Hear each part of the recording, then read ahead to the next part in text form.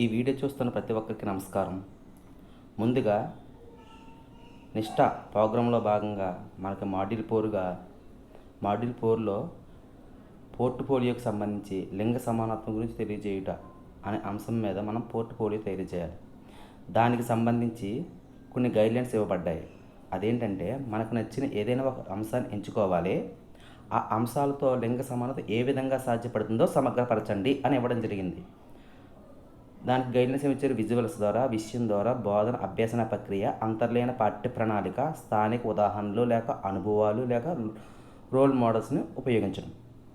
అంటే ఇక్కడ మనకి ఏదైనా ఒక అంశాన్ని తీసుకోవాలి. ఇక్కడ మనకి సబ్జెక్ట్ టీచర్స్కి ఒక డౌట్ రావచ్చు, నేను ఏ సబ్జెక్ట్ తీసుకోవాలి అనేసి. అందుకే మనకి గైడ్లైన్స్లో ఖచ్చితంగా చెప్పారు. ఏదైనా ఒక అంశాన్ని తీసుకోమని చెప్పారు. విషయం లేదా ఏదైనా అంశాన్ని తీసుకోమన్నారు. అంటే మన సబ్జెక్టే తీసుకోని అవసరం లేదు. ఏదో ఒక అంశాన్ని తీసుకొని ఆ అంశంలో లింగ సమానత్వ భావన మనం ప్రతిబింబించేలాగా మన యొక్క పోర్ట్ఫోలియోని కంప్లీట్ చేయాలి. ఫర్ ఎగ్జాంపుల్, ఇప్పుడు నేను తీసుకునే అంశం ఏంటంటే విద్యలో లింగ సమానత ఏ విధంగా సాధించాలి అన్నదానికోసం నేను అంశాన్ని తీసుకున్నాను. అది ఏ సబ్జెక్టుకి సంబంధించినది కాదు, అంటే సోషల్ కావచ్చు.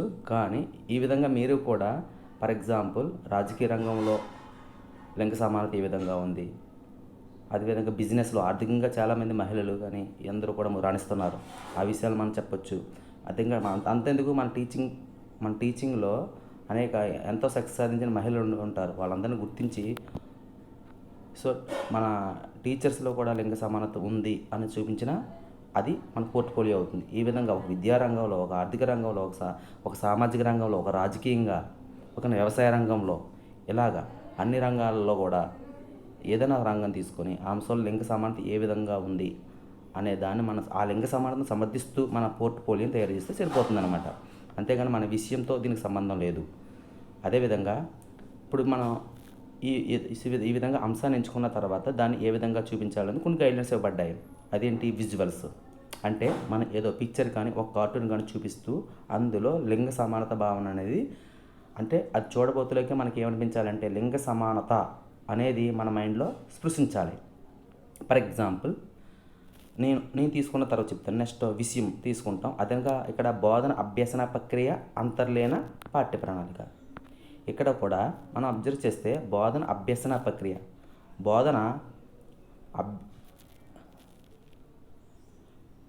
బోధన అభ్యసన ప్రక్రియ, అదేవిధంగా అంతర్లీన పాఠ్య ప్రణాళిక. ఈ రెండు కూడా మన పాఠ్య విషయానికి సంబంధించినవి. అయితే ఇక్కడ అంతర్లీన పాఠ్య ప్రణాళిక అనేది మన పాఠ్య విషయం కన్నా అతీతమైనది, చాలా పెద్దది. అదేవిధంగా ఇక్కడ కూడా పైన అబ్జర్వ్ చేస్తే సి అనేది బోధన అభ్యసన ప్రక్రియ.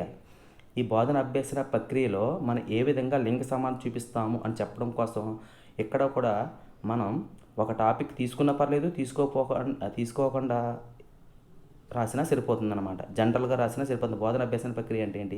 ఫర్ ఎగ్జాంపుల్, నేను సైన్స్ టీచర్ని. నేను బోధన అభ్యసన ప్రక్రియ ద్వారా ఏ విధంగా చేస్తానంటే ముందుగా ప్రాజెక్టులు నిర్వహించడం, అదేవిధంగా కుర్చీని చేయించడం, అదేవిధంగా ల్యాబ్ యాక్టివిటీ ఇవన్నీ చేస్తుంటాను. అందులో అందరికీ సమాన అవకాశాలు కల్పిస్తాను అని నేను చెప్తే సరిపోతుంది.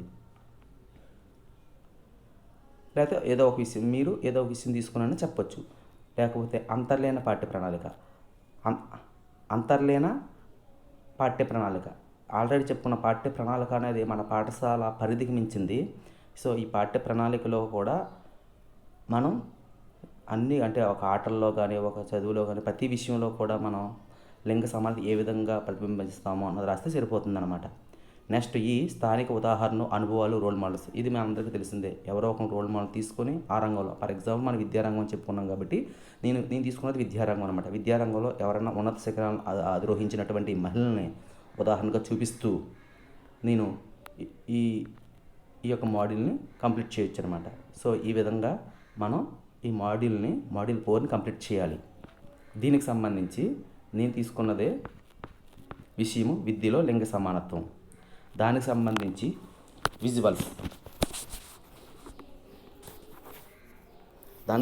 విజువల్స్ ఒక్కసారి చూడండి. ఇప్పుడు మీ విజువల్ చూడగానే ఫర్ ఎగ్జాంపుల్ ఫస్ట్ పిక్చర్ చూస్తే మనకి ఏమనిపిస్తుంది? ఒక లా చదివిన అమ్మాయి ఒక వ్యక్తి దగ్గరికి వచ్చింది. ఆ వ్యక్తి ఆమెను తిరస్కరించారు. అది జాబ్ అవ్వచ్చు, లేకపోతే మరి ఏదైనా అవ్వచ్చు. అక్కడ ఇది కార్టూన్ కాబట్టి మనం క్లియర్గా చెప్పలేం.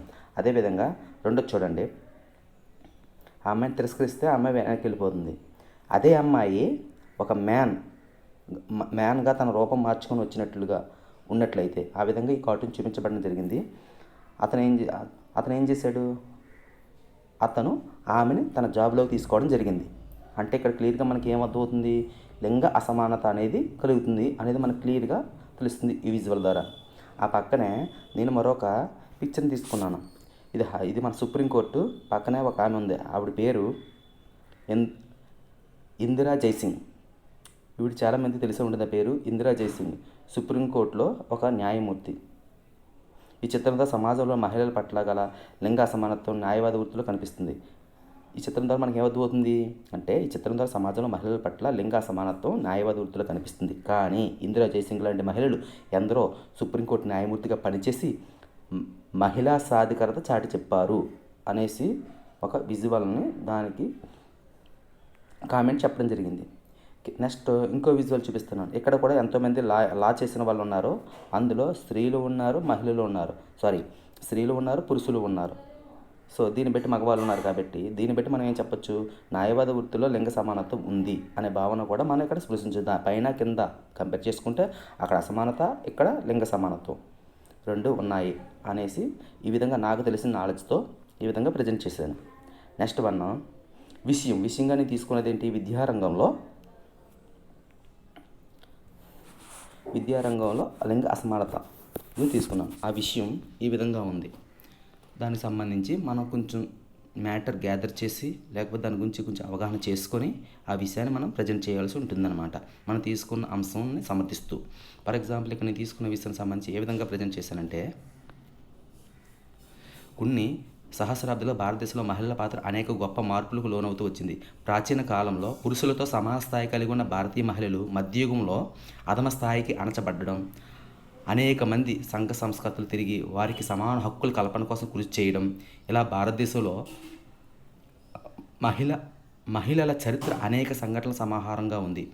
ఆధునిక భారతదేశంలో మహిళల దేశ రాష్ట్రపతి, ప్రధానమంత్రి, లోక్సభ స్పీకర్, ప్రతిపక్ష నాయకులు వంటి అత్యున్నత పదవులు అలంకరించారు. దీనికి ప్రధాన కారణం బాలికలకు మరియు స్త్రీలకు సంపూర్ణ విద్యను కల్పించడం అనేది భారత ప్రభుత్వం కార్యాచరణ విధానాల రూపకల్పనలో ప్రాధాన్యత సంతరించుకుంది. ఈ కొత్త సహస్రాబ్దిలో పిల్లలందరికీ, ముఖ్యంగా బాలికలకు ప్రాథమిక విద్యను అందించాలనే లక్ష్యంతో భారత ప్రభుత్వం ఇంతవరకు చేపట్టిన విద్యాపరమైన సంస్కరణ సమకూర్చి వాటికి మరిన్ని వనరులను మరియు దృఢమైన కార్య విధానాలను ఏర్పరిచి విద్యావంతమైన నవభారత నిర్మాణం కోసం కృషి చేస్తుంది. సో దానికి సంబంధించి ఏ కార్యక్రమం తీసుకుందని చెప్తున్నాను నేను. ఫర్ ఎగ్జాంపుల్ బాలికలకు ప్రత్యేకంగా కొన్ని విద్యాలయాలు ఉన్నాయి. ఫర్ ఎగ్జాంపుల్ కస్తూర్బా గాంధీ బాలికల విద్యాలయాలు చూస్తే కేజీబీవీస్ విద్యాపరంగా వెనుకబడిన మండలాల్లో బాలికల విద్యాభివృద్ధి కొరకు ఏర్పాటు చేయబడ్డాయి. అదేవిధంగా ఎలిమెంటరీ స్థాయి జాతీయ బాలికల విద్యా కార్యక్రమం. సో బాలికల మధ్య లింగ వ్యవస్థ నమోదు నిలకడలో వ్యత్యాసాన్ని తగ్గించి బాలికల్లో ఆత్మవిశ్వాసం, ఆత్మగౌరవం పెంపొందించడం ద్వారా సాధికారత కోసం ఈ కార్యక్రమం నిర్వహించడం జరుగుతుంది. అక్షర భారతి స్త్రీలలో అక్షరాస్యత అభివృద్ధిలో భాగంగా ఈ కార్యక్రమం చేపట్టబడింది. సో ఈ విధంగా రకరకాల కార్యక్రమాల ద్వారా ఈరోజు మనం చూసుకున్నట్లయితే ఏమైంది, విద్యల సమానత అనేది మన పురుషులు ఏ విధంగా అయితే విద్య చదువుకుంటున్నారో స్త్రీలు కూడా అదేవిధంగా అన్ని రంగాల్లో కూడా విద్యారంగంలో అన్ని కోర్సెస్ తీసుకోవడం ద్వారా విద్యలో లింగ అసమానత అనేది పోవడం జరిగింది, లింగ సమానత అనేది సాధించడం జరిగింది అని మనం ఈ కన్క్లూజన్ చెప్తాం అన్నమాట. ఈ విధంగా విద్యలో స్త్రీ అక్షరాస్యత పెరిగి అనేక రంగాల్లో లింగ అసమానత సాధించడం జరిగింది. నెక్స్ట్ బోధన అభ్యసన ప్రక్రియలో లింగ భావన సమగ్రపరచడం. ఈసారి బోధన అభ్యసన ప్రక్రియ అంటే ఇక్కడ మనం ఏదో ఒక టాపిక్ తీసుకోవచ్చు, లేకపోతే బోధన అభ్యసన ప్రక్రియ లింగ భావన అనేది మనం సమగ్రపరచాలి. ఫర్ ఎగ్జాంపుల్ సైన్స్ టీచర్గా నేను ఇందాక చెప్పాను, సైన్స్ టీచర్గా నేను చేసేది ప్రాజెక్ట్ పని, కృత్యము, ప్రయోగశాల కృత్యం. సో ఇవి చేస్తాను కాబట్టి నేను ప్రాజెక్ట్ పనుల్లో అందరికీ సమాన అవకాశం కల్పిస్తాను రాసుకోవచ్చు. కుర్చీము చేయడంలో కూడా అందరికీ లింగ భేదం లేకుండా అందరికీ సమాన అవకాశం కల్పిస్తాను. ప్రయోగశాల కుర్చీలో కూడా అందరికీ సమాన అవకాశం కల్పిస్తాను అని రాశాను. ఈ విధంగా ఇంకా దీనికి మనం కొన్ని పాయింట్స్ యాడ్ చేసి కూడా రాసుకోవచ్చు. నేను ఒక ఉదాహరణగా మాత్రమే చెప్తున్నాను. సో ఇక్కడ నుంచి నేను అదే చేశాను. ఇంకో సైన్స్ ఉపాధ్యాయునిగా నేను నా బోధనలో లింగ సమానతకు ఈ కింది చర్యలు తీసుకుంటాను. ప్రాజెక్ట్ పనుల్లో అందరికీ సమాన అవకాశాలు కల్పిస్తాను. కృత్యం చేయడంలో అందరికీ సమాన అవకాశాలు కల్పిస్తాను. ప్రయోగశాల కుర్చీలో వాటి అమరిక పరిశోధన విషయంలో అందరికీ సమాన అవకాశాలు కల్పిస్తాను అని సింపుల్గా రాయడం జరిగింది. మనం ఏదైనా ఒక టాపిక్ తీసుకుని కూడా ఆ టాపిక్లో ఈ ప్రాజెక్ట్ పని ఇచ్చాను, దాని ద్వారా ఈ విధంగా అనేసి ఇంకా మెన్షన్ చేస్తే బాగానే ఉంటుంది. నెక్స్ట్ అంతర్లీన పాఠ్య ప్రణాళిక. ఇది కూడా పాఠ్య విషయం సంబంధించి నేను జనరల్గా 2 పాయింట్లు మాత్రమే రాయడం జరిగింది. ఇది కూడా ఒక విజ్ఞాన శాస్త్ర బోధన మాత్రం చెప్తుంది. డైరెక్ట్ విజ్ఞాన శాస్త్ర అంటే ఇది చాలా పాఠ్య ప్రణాళిక అనేది విస్తృత పరిధి కలది. ఆటల్లోనూ, పాటల్లోనూ, స్కూల్ బయట అన్నీ కూడా అంత పాఠ్య ప్రణాళికలో భాగమే.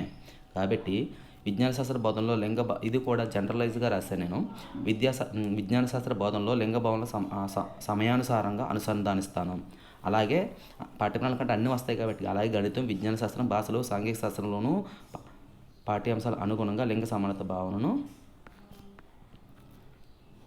చెప్పొచ్చు అనేసి మనం ఈ విధంగా అంతర్లీన పాఠ్యప్రణాళిక గురించి చెప్పొచ్చు. నెక్స్ట్ లాస్ట్ వన్ వచ్చి ఒక రోల్ మోడల్గా నేను ఏం తీసుకుంటానండి, ఇక్కడ విద్యలో లింగ సమానత్వం అనే టాపిక్ తీసుకున్నాను కాబట్టి విద్యారంగంలో